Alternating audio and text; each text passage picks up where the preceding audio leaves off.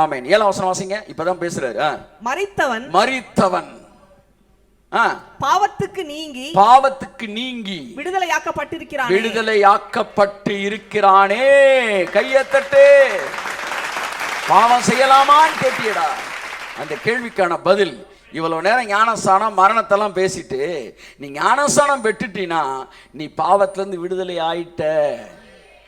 Sir எனக்கு இது வரைக்கும் தெரியலையே சார், இது வரைக்கும் இந்த சத்தியம் தெரியல, அதனால அது ஒர்க் அவுட் ஆகல. இன்னைக்கு தெரிஞ்சிருச்சுல, இன்னையிலேருந்து வேலை பார்க்கும் அது. ஆமென். இந்த சத்தியத்தை, தேவ கிருபையை சத்தியத்தின்படி அறிந்து கொண்ட நாள் முதல் அது உங்களுக்குள் கிரியை செய்கிறது. ஒவ்வொரு வல்லமையும், ஒவ்வொரு வரங்களும், ஒவ்வொரு கிருபைகளும் நீங்கள் சத்தியத்தின்படி அறிந்து கொண்ட நாள் முதல் தான் வேலை செய்யும். ஞானஸ்தானத்தில் என் பாவ சரீரம் செத்துருச்சுன்னு நீங்க புரிஞ்சுக்கிட்டீங்கன்னா இன்னையில இருந்து இது உங்கள்கிட்ட வேலை பார்க்கும். நீங்கள் பாவத்துக்கு நீங்களாகி விடுதலையாகி. கையை தட்டுங்க. கிரேஸ்க்குள்ள வந்தோடனே ஃபர்ஸ்ட் நான் ஃபீல் பண்ணது the domination of sin ML இல்லைன்றது நல்லா நான் ஃபீல் பண்ணேன். இப்போ அடுத்து எல்லாம் வாசிக்க போறோம், அடுத்து ஃபுல்லா பார்க்க போறோம். அப்போ பாவம் செய்யலாமா, செய்ய முடியுமா, முடியாதா, எல்லாத்தையும் நம்ம பார்க்க போறோம் நேரம் இருந்தா. ஆமென். ஆனா ஒண்ணு புரிஞ்சுக்காங்க, நீங்க அதை டெலிவர் ஆனதை ஃபீல் பண்ணாதான் கிரேஸை தைரியமா நீங்க பேச முடியும். உங்களுக்குள்ளேயே ஒரு அடிமைத்தனம் இருந்துச்சுன்னா நம்ம பேச முடியுமா? முடியாது.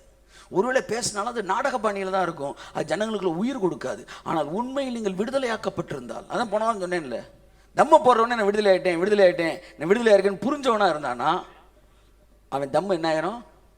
கம்முன்னு போயிடும். ஆனா நான் பாவத்தில் அடிமையா இருக்கேன்னு சொல்லிட்டு ஒருத்தன் பாவமே செய்யாம இருந்தான்னா சீக்கிரத்தில் என் பாவம் செஞ்சிருவான். அந்த எக்ஸ்ட்ரீம்ல இந்த எக்ஸ்ட்ரீம் போறான், இந்த எக்ஸ்ட்ரீம்ல அந்த எக்ஸ்ட்ரீம் போயிடுவான். ஒன்றை மட்டும் புரிஞ்சுக்காங்க, நான் பாவத்துக்கு செத்து இருக்கிறேன். எல்லாம் சொல்லுங்க.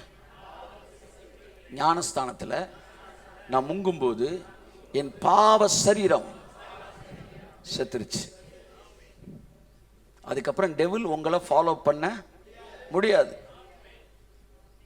மானானது நீரோடையை வாஞ்சித்து கதறுவது போல என் ஆத்துமா உண்மையே வாஞ்சித்து கதறுகிறது. ஞானஸ்தானத்தின் வார்த்தை. மானானது நீரோடையை வாஞ்சித்து கதறுதான். எப்ப கதறுதான்? புலி, சிங்கம் இந்த மானை விரட்டுது, விரட்டு இந்த மான் ஓடுது.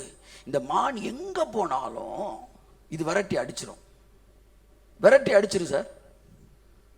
நல்லா கவனிங்க. இப்ப இந்த நேரத்தில் தண்ணி தேடுது. எந்த நேரத்தில்? ஏன்? தாகம் ஓவர் ஆயிருச்சா, வசதியா போச்சு.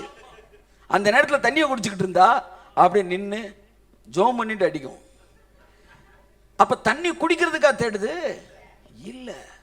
இந்த புலி என்ன செய்யும்? இந்த மானை விரட்டும் போது அந்த வேர்வை ஸ்மெல்ல 1 கிலோமீட்டர் தூரத்துக்கு பார்க்கும். நான் பேசியிருக்கிறேன், ஆனா கண்ணில் பார்த்தது இல்லை. நான் மலேசியாவுக்கு போனப்போ அதை கண்ணில் பார்த்தேன்.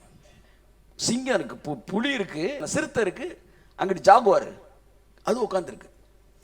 நாங்கள் ஏதாச்சும் ஒரு வேலையை பார்க்கணும்னு கல்லை போட்டு எதையாச்சும் எரிஞ்சு எதையாச்சும் தட்டி பார்த்தோம்னா அதுதான் கண்டுக்கவே இல்லை. அது நீ வருவீங்க போவீங்க, உங்களை நாங்கள் திங்கவும் முடியாது, குறுக்க இது பண்ணியிருக்கிறேன். அமைதியாக அப்படி இருந்துக்கிட்டே இருந்தது. திடீர்னு இப்படி எந்திரிச்சிச்சுங்க. அந்த சீன் நான் மறந்துட்டு எந்திரிச்சது எங்கெல்லாம் கண்டுக்கவே இல்லை. அப்படின்ட்டு சர் அங்கிட்டு போச்சு, உடனே இங்கிட்டு போச்சு, இப்படி போச்சு. அந்த பக்கம் வெறும் காடு தான், அப்படியே தேடிக்கிட்டு இருக்கு. உடனே இந்த ஜாகுவார் எந்திரிச்சு தேடுது. உடனே என்ன சாப்பாடு கொண்டு வந்திருப்பாங்க அப்படின்னாரு பாஸ்ட். ஆனால் சாப்பாடு எவனும் கொண்டு வரல. நான் அப்படி பண்ண திரும்ப இந்த பக்கம் திரும்ப எங்களுக்கு பின்னாடி இப்படி பார்த்துக்கிட்டே இருந்துச்சு. என்னடான்னு பார்த்தா ஒன்றுமே இல்லை. ஒரு 2 மினிட்ஸ் கழிச்சு ஒரு காட்டெருமை அந்த பக்கம் கிராஸ் பண்ணுது. அது இங்கேருந்து ஒரு 1/4 கிலோமீட்டர் தூரத்தில் இருக்கு சார். இங்கேருந்து எத்தனையோ அடி, 1000 அடி தூரத்துக்கு மேலே இருக்கு. அந்த ரோட்டில் அங்கே கிராஸ் ஆக போகிறத வெறும் காடு அந்த சைடு பார்க்கவே முடியாது. இது கூண்டுக்குள்ளே இருந்தது ஸ்மெல் பண்ணிட்டு டக்குன்னு அங்கனக்குள்ள ஒரு மரம் வச்சுருக்கேன், அதில் ஏறி நின்று அப்படி பார்க்குது. விட்டா பாஞ்சிரும் போல அப்படியே பார்க்குது. இது வருவதற்கு முன்பாகவே அது தெரிஞ்சிச்சு. அன்னைக்கு தான் நினைச்சேன், நம்மளாம் காட்டுக்குள்ளே சிக்கினா தப்பவே முடியாதுடா சார். கண்ணிலே இது போல அப்படிதான் போயிட்டு இருக்கு. நீ எவ்வளவு தூரத்துல இருந்தாலும் இங்க இருந்து பாருங்க, வந்து அவ்வளவு தூரத்துல இருந்தாலும் கண்டுபிடிச்சிருதுங்க. இப்படித்தான் இந்த மானை வரட்டுமா. அப்ப இந்த மான் என்ன செய்யும்? விவரமா தண்ணி எங்கடா கிடக்குன்னு பார்த்து அந்த தண்ணியில அப்படியே ஒரு முங்குன உடனே இது வேர்வை ஃபுல்லாக அந்த தண்ணியில் கழுவ போட்டோம் அப்படியே வெளியே வந்துரும் பாருங்க. அது ஓடின பாரு, அதுக்கு வரைக்கும் விரட்டி வந்த அந்த சிங்கம் அதுக்கு அங்கிட்டு பிரேக் ஆகி நிற்கிது. அதை தாண்டி விரட்ட முடியல, ஸ்மெல் பண்ண முடியல. அப்படித்தான் ஞான ஸ்நானத்திலே நீங்கள் பிசாசிடமிருந்து டெலிவர் ஆனீங்க. ஞான ஸ்நானமானது அதுவரை உங்களை விரட்டி வந்த பார்வோன், அதுவரை உங்களை அழிக்க வந்த பிசாசு, அந்த இடத்துல நீங்க தண்ணியில முங்கிட்டு எந்திரிச்ச உடனே அதுக்கப்புறம் அவன் ஜஸ்டினை தேடுறான் காணோம். ஏன்னா முங்கினப்ப ஜஸ்டின், எந்திரிச்சப்ப இயேசு. அவன் திரும்ப ஜஸ்டினை தேடுறான் காணோம், ஏன்னா அவன் செத்துட்டான். எழுந்த போது தேவகுமாரன், ஆமென், தேவகுமாரன் எழுந்தார். என் சாயல் அங்கே அழிந்தது. அதெல்லாம் பார்வோன் செங்கடல் வரைக்கும் வந்தான் பாருங்க. அதுக்கப்புறம் வரல. இன்று கண்ட எகிப்தியனை, கம்ப்ளீட் டெலிவரன்ஸ், பாவத்திலிருந்து விடுதலை பெற்ற வாழ்க்கை. அங்கே சொல்லுகிறார், இன்று கண்ட எகிப்தியனை, இந்த பாவ வாழ்க்கை இனி நீ என்றும் காண்பது. பாவத்திலிருந்து பூரணமாய் விடுவிக்கப்பட்ட ஒரு வாழ்க்கை, அது ஞானஸ்தானத்தில் நமக்கு கிடைக்கிறது. செங்கடலை கிராஸ் பண்ணதுக்கு அப்புறம் சாகுற வரைக்கும் எகிப்தியனை பார்க்கல. நான் சொல்றேன், ஞானஸ்தானத்தை முங்கி எந்திரிச்ச பிறகு இன்று புரிந்து கொள்ளுங்கள், இனி மரிக்கும் வரைக்கும் பாவத்தை நீங்கள் பார்க்க முடியாது. பாவத்தோட டாமினேஷன் உங்கள்கிட்ட வரவே முடியாது. அது உங்களை ரூல் ஓவர் பண்ணவே முடியாது. நீங்க பாவமே உங்க வாழ்க்கையில ஃபியூச்சர்ல செஞ்சாலும் பாவத்தோட வல்லமையில் நீங்க வல்லமை உங்களை ஆட்கொண்டு செய்ய முடியாது. புரிஞ்சுக்கங்க, புரியுதா உங்களுக்கு? You will be delivered.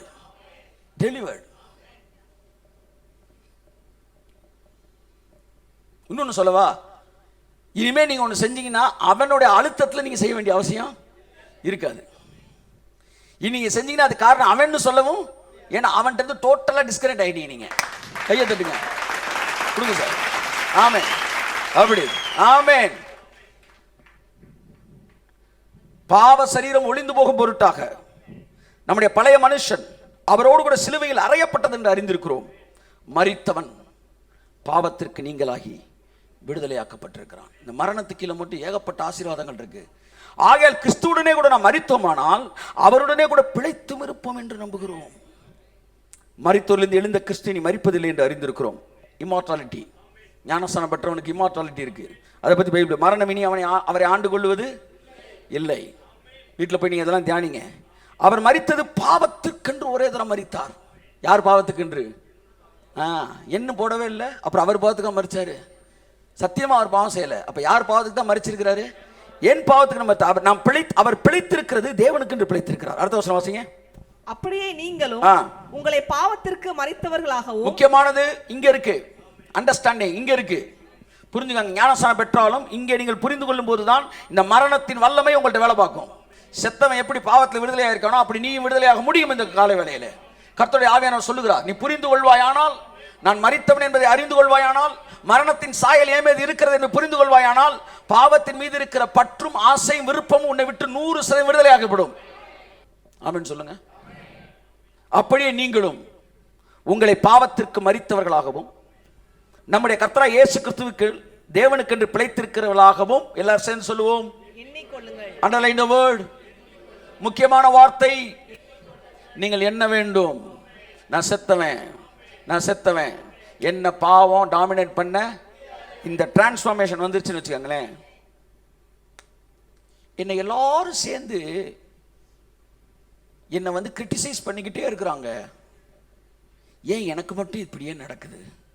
அப்படி நீங்கள் பத்மினி மாதிரி என்ன செய்ய மாட்டீங்க? அழமாட்டீங்க. ஏன் எனக்கு மட்டும் இப்படியே நடக்குது?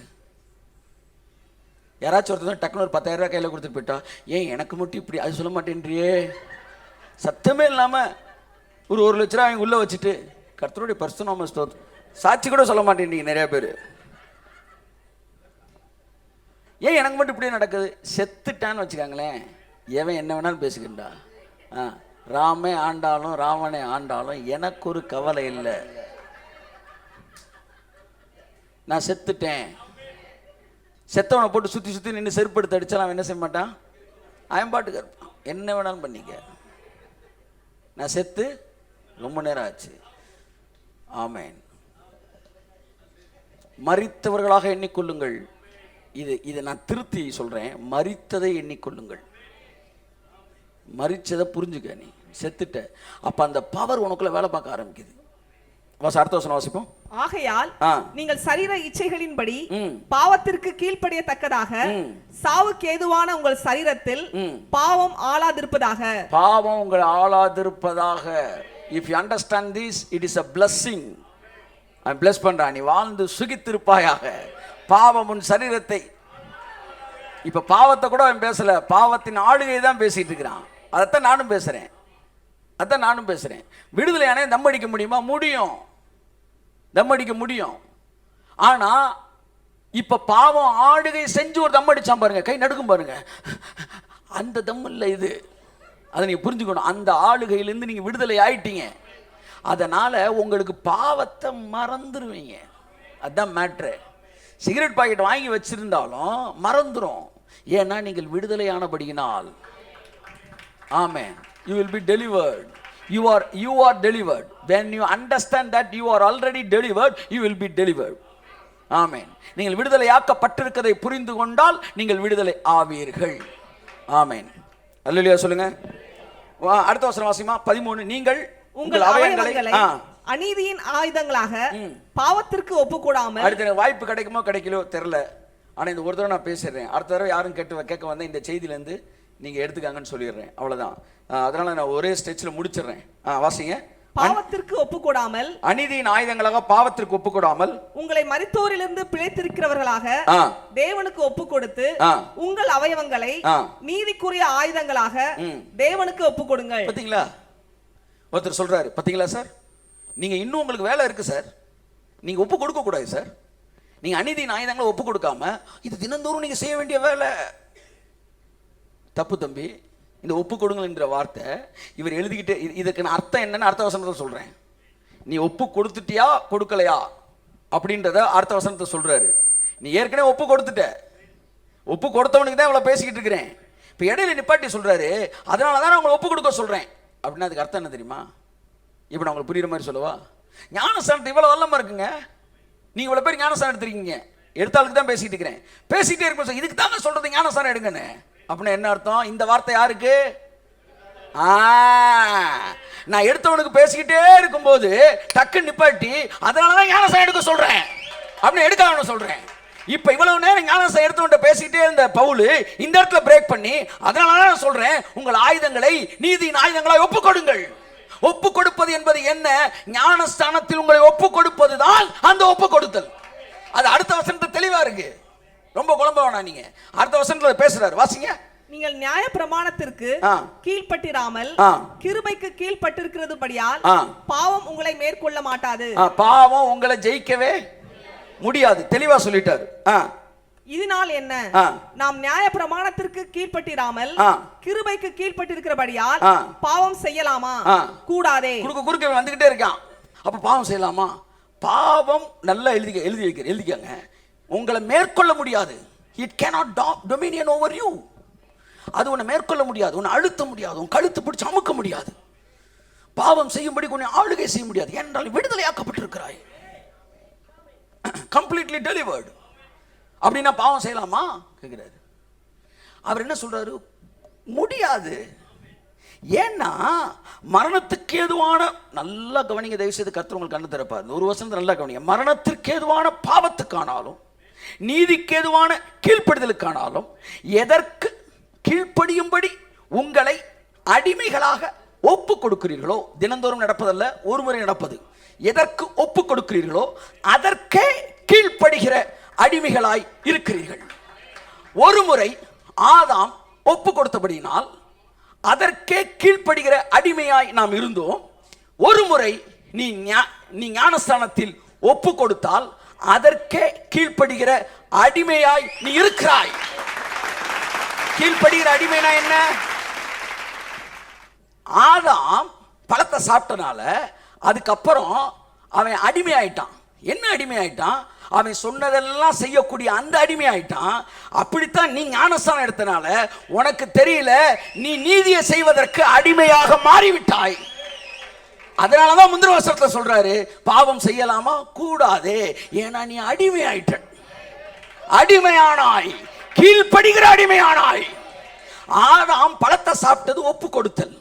அதுக்கப்புறம் அந்த பவர் வந்த உடனே அவன் சொன்னதெல்லாம் கீழ்ப்படிந்து செய்கிற அடிமையாயிட்டான். கீழ்ப்படிதல் என்பது தானாய் செய்வது அல்ல, இன்னொருவன் என்னை அழுத்தி செய்வது. கீழ்ப்படுகிற அடிமையாயிட்டேன். இது எதனால நடந்துச்சு? ஒப்பு கொடுத்தனால. இங்க ஞானஸ்தானத்துக்கு ஒப்பு கொடுத்ததுனால் நீதிக்கு கீழ்ப்படுகிற அடிமையாயிட்டேன். அதனால என்னால செய்ய.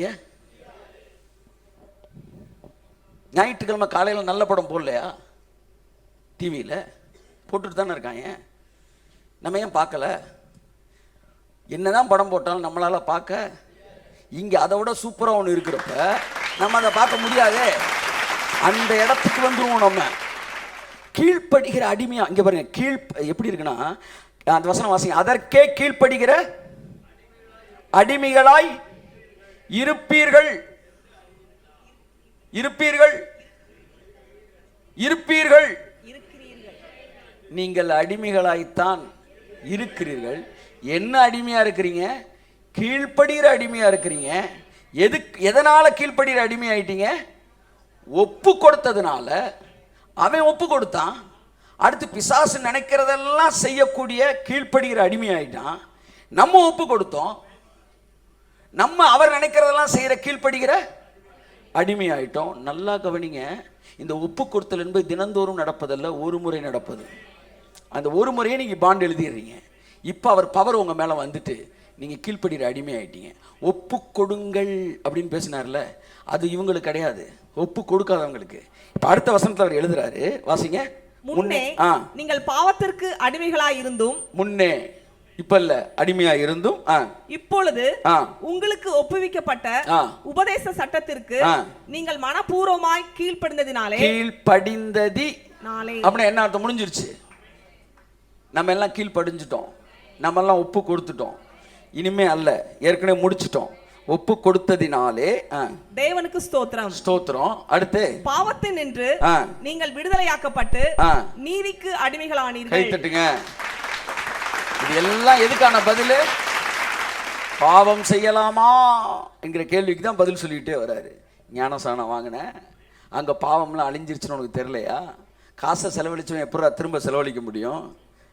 நீ ஒப்பு கொடுத்த ஆதாம் எப்படி அடிமையானா, நீ இங்கே ஒப்பு கொடுத்த நீ அடிமையாயிட்ட.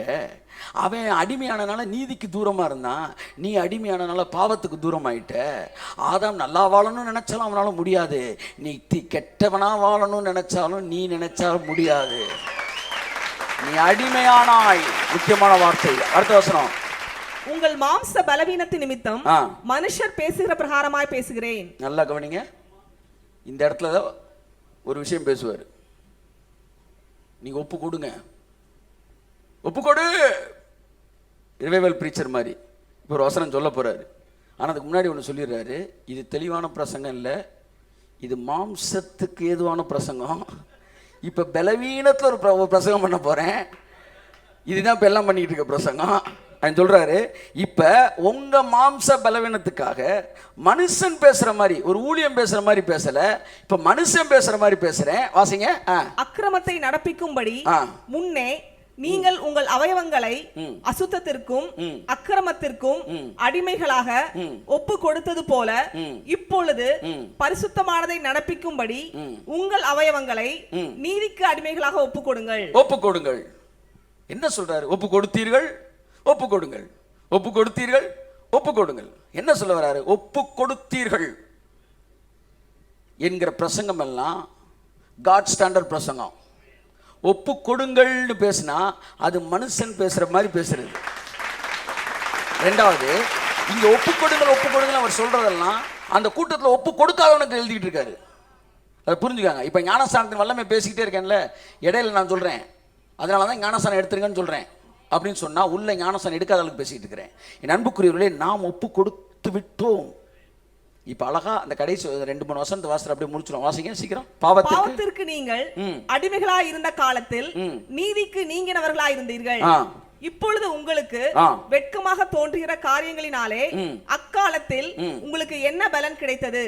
அவைகளின் முடிவு மரணமே. ஆமென். அடுத்து, இப்பொழுது நீங்கள் பாவத்தில் நின்று விடுதலையாக்கப்பட்டு ஞானஸ்தானத்துல தேவனுக்கு அடிமைகளானதினால் தேவனுக்கு அடிமைகள் ஆனதினால் பரிசுத்தமாகுதல் உங்களுக்கு கிடைக்கும் பலன், உங்களுக்கு கிடைக்கிற ப்ராஃபிட். இந்த வசனம் எந்த வசனத்தோடு தொடர்புடையது தெரியுமா? இப்ப சொன்னார்ல, மாம்ச பலவீனத்து நிமித்தம் மனுஷர் பேசுகிற பிரகாரமாய் பேசுகிறேன். உங்கள் அவயவங்களை அசுத்தத்திற்கு ஒப்பு கொடுத்தது போல இப்பொழுது பரிசுத்தமானதை நடப்பிக்கும்படி நீதிக்கு பரிசுத்தமானதை நடப்பிக்கணும்னா என்ன செய்யணும்? அடிமையாகணும். நீங்க அடிமையாகணும் என்ன செய்யணும்? ஒப்பு கொடுக்கணும். ஒப்பு கொடுத்துட்டா அடிமையாயிருவீங்க. அடிமையானா பரிசுத்தத்தை செய்வீங்க. அன்னைக்கு அவன் ஒப்பு கொடுத்தான், அடிமையாயிட்டான். அடிமையானதுனால பாவம் செஞ்சான். இன்னும் நம்ம ஒப்பு கொடுத்தோம், அடிமையாகிறோம். அடிமையாகிறதுனால நம்ம என்ன செய்யறோம்? பரிசுத்தத்தை செய்யறோம். பரிசுத்தமானதை நடப்பிக்கும்படி. பரிசுத்தமானதை நீங்க நடப்பிக்கணும்னா நீங்க அடிமையானதான் முடியும். அதைத்தான் 29ஆம் வசனத்துல 22ஆம் வசனத்துல பேசுறாரு. இப்பொழுது நீங்கள் பாவத்தில் விடுதலையாக்கப்பட்டு தேவனுக்கு அடிமைகள் ஆனதினால் பரிசுத்தமாகுதல் உங்களுக்கு கிடைக்கிற, எல்லாம் சொல்லுங்க, it's daily wages or it's salary or it's achievement. No, நீ அடிமையானதுனால உனக்கு கிடைச்ச ப்ராஃபிட் பரிசுத்தமாகுதல். கை தட்டுங்க. ஆமென், ஆமென். முடிவோ நித்திய ஜீவன். நித்திய ஜீவன். மரித்தவன் பாவத்துக்கு நீங்களாகி விடுதலையாயிருக்கிறான். அல்லேலூயா சொல்லுங்க. ஏன்னா அவன் வேற ஒரு கிங்டம்குள்ள வந்துட்டான். மரணத்தின் சாயல், அதை நீங்கள் புரிந்து கொண்டால் பாவம் உங்களை மேற்கொள்ள மாட்டாது. உங்களை வந்து ரூல் பண்ண முடியாது. இந்த பாருங்க, இங்க தண்ணி இருக்கு. இந்த தண்ணி நான் குடிக்கலாமா? சொல்லுங்க. குடிக்கலாம். குடிக்காம இருக்கலாமா? அப்படின்னு அர்த்தம் என்ன சொல்லுங்க? நான் விடுதலையா இருக்கேன்னு அர்த்தம். கையை தட்டுங்க. இரண்டையுமே செய்வதற்கு எனக்கு விடுதலை இருக்கு. இந்த இடத்துக்கு தான் நான் கொண்டு வந்திருக்கிறார். பாவத்திற்கு அடிமைத்தனம்னா என்னன்னு சொல்லுங்க. முடிச்சிருவோம். என்னன்னு சொல்லுங்க. அதை ஒன்று சொல்லிடுறேன். பாவம் செய்வது செய்யாமல் இருப்பதா? இல்லை. பாவமே செய்யாதவன் கூட பாவத்திற்கு அடிமையாக இருக்க முடியும். புரியுதா உங்களுக்கு? சிகரெட்டுக்கு அடிமை பார்த்துருக்கீங்களா? இவங்களை கொண்டு போய் நேராக போய் ஒரு தனி தீவில் விட்டுருங்க. சிகரெட்டே இல்லை, சிகரெட்டே குடிக்கல அவர் 1 வாரம். விடுதலை ஆயிட்டாரா? ஹலோ, விடுதலை ஆயிட்டாரா? அவர் சிகரெட்டே குடிக்காட்டினா கூட அவர் அடிமையாக தான் இருக்காரு. இப்போ என்ன கூட்டிகிட்டு போகிறாங்க, நல்லா கவனிங்க. ஒரு சிகரெட் எடுத்து பற்ற வைக்கிறேன். இது நான் குடிச்சதே இல்லைப்பா. சும்மா ஒரு கட்டு எழுங்க சார். வா, என்ன இது? இருமல் வருது, தும்மல் வருது. இல்லை சார், பிடிக்கலை அப்படின்றேன். இப்போ நான் சிகரெட் குடிச்சிட்டேன். நான் அடிமையா? குடித்தவன் நான் அடிமை இல்லாமல் இருக்கேன். அவன் குடிக்கலைன்னா அடிமை என்பது வேறு, செயல் என்பது வேறு. அதைத்தான் இப்போ நான் சொல்லிட்டு இருக்கேன். ஒன்றுமே செய்த நல்ல பிள்ளைகளாக சிலர் இருப்பாங்க, ஆனால் அம்புட்டுக்கு அடிமையாக இருப்பாங்க. அதனால நல்ல பிள்ளைகள்னாலே அவனுக்கு கொஞ்சம் தள்ளின்னு பார்க்குறேன். ஏன்னா உள்ளுக்குள்ள ஏகப்பட்ட அக்கிரமம் ஒளிஞ்சிருக்கும். ஆனால் விடுதலையாக்கப்பட்ட வாழ்க்கை என்பது வேறு. It is completely different. It is completely delivered from sin. I am free from sin. Can you say like this? I am free from sin. Amen.